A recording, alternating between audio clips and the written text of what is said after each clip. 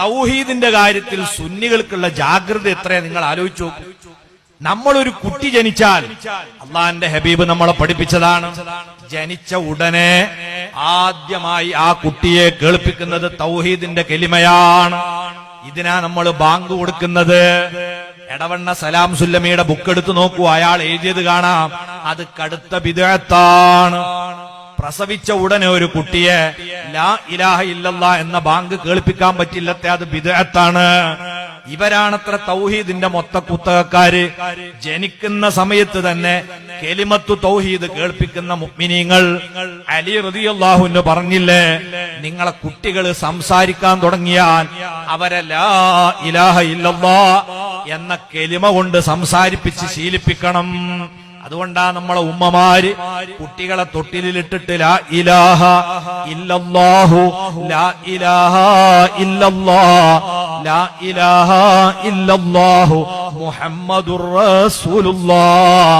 സുന്നികളെ വീട്ടിലെ ചെറിയ മക്കള് പോലും ഉറങ്ങാൻ പറയണ പേരെന്നെന്താ? ഇന്നെ ലാ ഇലാഹ ഇല്ലല്ലാഹ് ആട്ടി തരീന്നാ പറയും അല്ലേ? ഇന്നെ ലാ ഇലാഹ ഇല്ലല്ലാഹ് ഉറക്കി തരി. ലാ ഇലാഹ ഇല്ലല്ലാഹ് കുട്ടികൾ ആദ്യം പഠിക്ക. ഇനി ആ ലാ ഇലാഹ ഇല്ലല്ലാഹ് ജീവിതത്തിൽ ഉടനീളം കൊണ്ടുനടക്കുക. നിസ്കാരത്തിൽ ലാ ഇലാഹ ഇല്ലല്ലാഹ് ഇല്ലാതെ നമ്മളെ നിസ്കാരം ശരിയാവൂല. അതാണ് തശഹുദ്, അശ്ഹദു അല്ലാ ഇലാഹ ഇല്ലല്ലാഹ്. ഇത് ചൊല്ലിയിട്ടാ നമ്മൾ നിസ്കരിക്കുന്നത്, ഷഹാദത്ത് ചൊല്ലിയിട്ട്. അല്ലാഹു അല്ലാതെ ഇലാഹില്ല.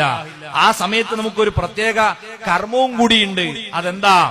നമ്മളെ ഇടത് കൈ പൂർണ്ണമായും പരത്തി വെച്ച്, മുട്ടുംകാലിന്റെ ചോട്ടുക്ക് തൂങ്ങരുത്, മുട്ടുംകാലിന്റെ അടുത്ത് വിരലുകൾ എത്തുന്ന രീതിയിലാണ് ഇടത്തെ കൈ പരത്തി വെക്കേണ്ടത്.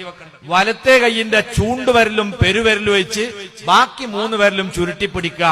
എന്നിട്ട് മുട്ടുംകാലിന്റെ അടുത്ത് ഇതിങ്ങനെ വെക്കുക. അശ്ഹദു അല്ലാ ഇലാഹ ഇല്ലല്ലാഹ് എന്ന് പറയുമ്പം ചൂണ്ടുവിരലിന്റെ മൊരട്ട് പിടിച്ചിട്ട് അല്പം ഒന്ന് പൊക്കുക. അങ്ങനെ ഓവർ പൊക്കരുത്, പോലീസുകാർ ആകാശത്ത് വെടിവെക്കണം. അതിൽ ലേശം ഒന്ന് പൊക്കുക. എന്നിട്ട് സലാം വീട്ടണവരെ ആ വിരലിൽ തന്നെ നോക്കി നിൽക്കുക. എന്താണ് ഈ കർമ്മത്തിന്റെ പിന്നിലുള്ള രഹസ്യം?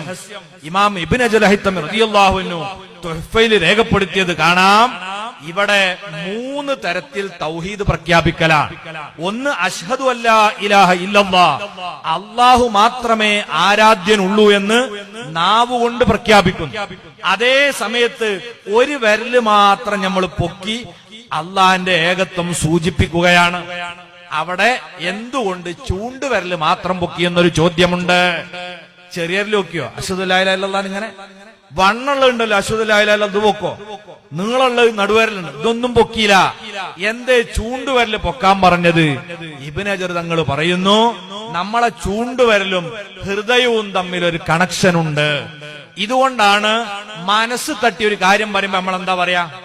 അല്ലേ, നിന്നെ ഞാൻ കാട്ടിയൊരാരെന്തായാലും ഇങ്ങനെ ചെറിയല്ലുണ്ട് അങ്ങനെ പറഞ്ഞതിന് വല്ല വിലയുണ്ടോ?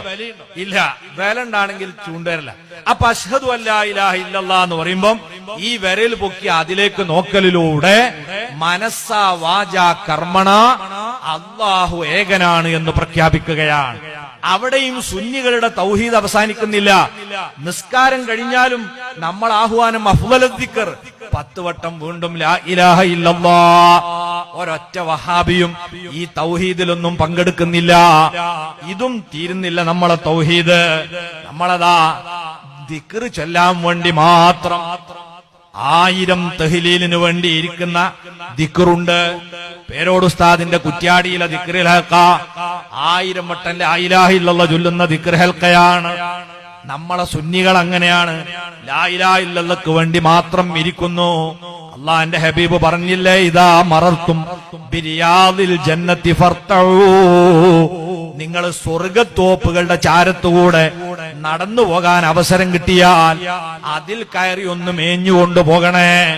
ഖാലു വമാ റിയാദുൽ ജന്ന, സ്വഹാബത്ത് ചോദിച്ചു, നബിയെ ഇപ്പോൾ അങ്ങ് പറഞ്ഞ സ്വർഗത്തോപ്പ് ഏതാണ്? ഖാലാ, മുത്തുനബി പറഞ്ഞു, ഹിലഖുദ് ദിക്രി, ദിക്റിന്റെ ഹൽക്കകളാകുന്നു. എന്താ വഹാബികൾ ചെയ്യാറുള്ള? ദിക്റോ അലക്ക. അവർ കളിയാക്കാണ്. അഹ്മദ് ബിൻ ഹംബൽ റളിയല്ലാഹു അൻഹു, ഇമാം തുർമുദി തങ്ങളടക്കം റിവായത്ത് ചെയ്ത ഹദീസാണ്. മുസ്ലിമീങ്ങൾ ദിക്ർ ചെല്ലാൻ വേണ്ടി ഒരുമിച്ച് കൂടുന്നു. അതിലും പങ്കെടുത്ത് തൗഹീദിന്റെ കലിമ ഇവർ ഉച്ചരിക്കാറില്ല. ഇനി നോക്കൂ നിങ്ങൾ, അവിടെയും നമ്മളെ ദിക്ർ തീരുന്നില്ല.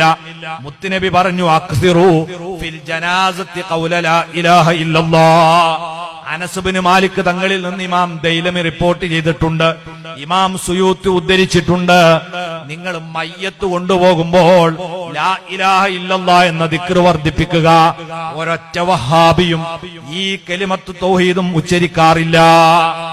ഇങ്ങനെ സുന്നികൾ ജീവിതത്തിലുടനീളം ലാ ഇലാഹ ഇല്ലല്ലാഹുമായി ബന്ധപ്പെട്ട് ജീവിക്കുന്നതിനാൽ മരിക്കുന്ന സമയത്തും അതേ തൗഹീദ് ചൊല്ലി സുന്നികളായ കാരണവന്മാർ, ആലിമീങ്ങൾ, ഉമ്മാമമാർ മരിക്കുന്നത് നമ്മൾ കണ്ണുകൊണ്ട് കണ്ടതാണ്.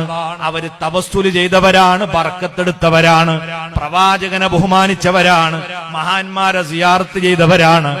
അവർക്ക് തൗഹീദ് ഉണ്ട്. അതുകൊണ്ട് തന്നെ മുത്തുനബി പറഞ്ഞു, മങ്കാന ആഖിറു കലാമിഹി ലാ ഇലാഹ ഇല്ലല്ലാഹു ദഖലൽ ജന്ന. അവസാനത്തെ കലിമ ലാ ഇലാഹ ഇല്ലല്ലാഹ് എന്ന വചനം ഉച്ചരിച്ചിട്ട് ആര് മരിച്ചുവോ അവൻ സ്വർഗത്തിൽ കടന്നതു തന്നെ. അതിനെന്തു വേണം? തൗഹീദ് തൗഹീദ് എന്ന് പറഞ്ഞ് ബഹളം വെച്ചാ പോരാ. ആ തൗഹീദ് എന്താണെന്ന് മനസ്സിലാക്കുകയും കലിമത്തു തൗഹീദുമായി ജീവിതത്തിൽ നല്ല ബന്ധം നമ്മൾ സ്ഥാപിക്കുകയും വേണം. ലാ ഇലാഹ ഇല്ലല്ലാഹ് എന്ന ദിക്ർ നമ്മൾ എല്ലാ സമയത്തും ഉരുവിട്ടുകൊണ്ടിരിക്കണം.